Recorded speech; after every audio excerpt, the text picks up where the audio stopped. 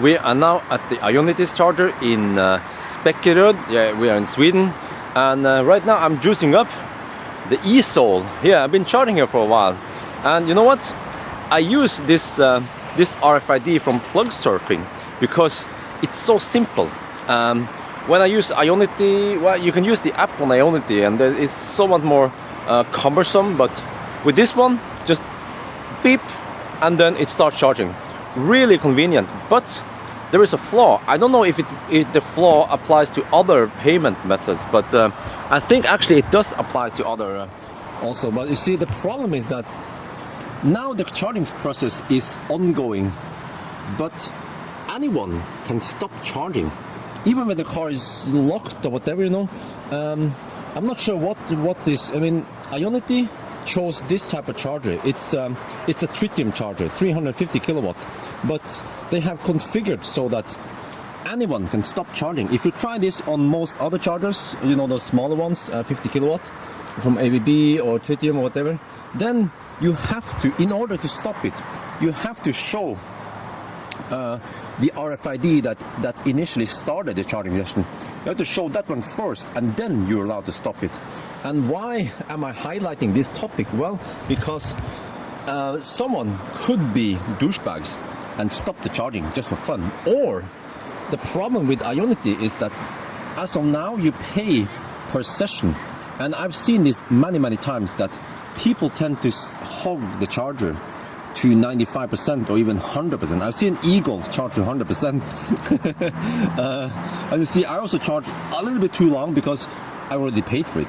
So, you know, it doesn't matter if I stay here longer. I don't pay per minute, I don't pay per kilowatt hour, I pay per session. And that can be a problem eventually when you have more and more cars charging. Already today, there was an Ionic charging here.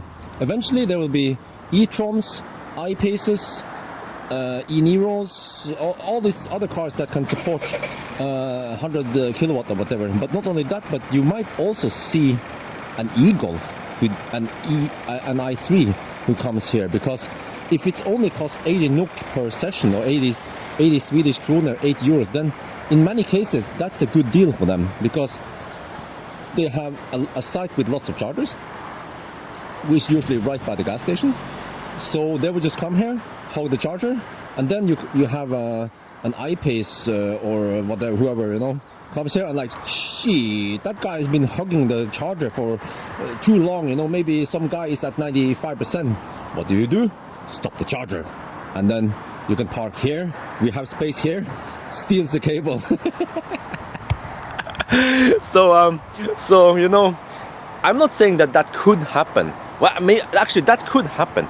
I've seen stuff go completely bananas or completely Texas some places, and people start stealing cables because the charger was free.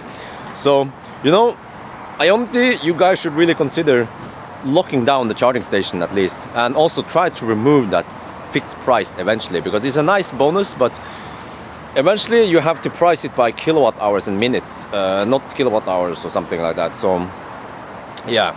But other than that, overall, I say that Ionity charging network is awesome. I've been on the trip with the Soul.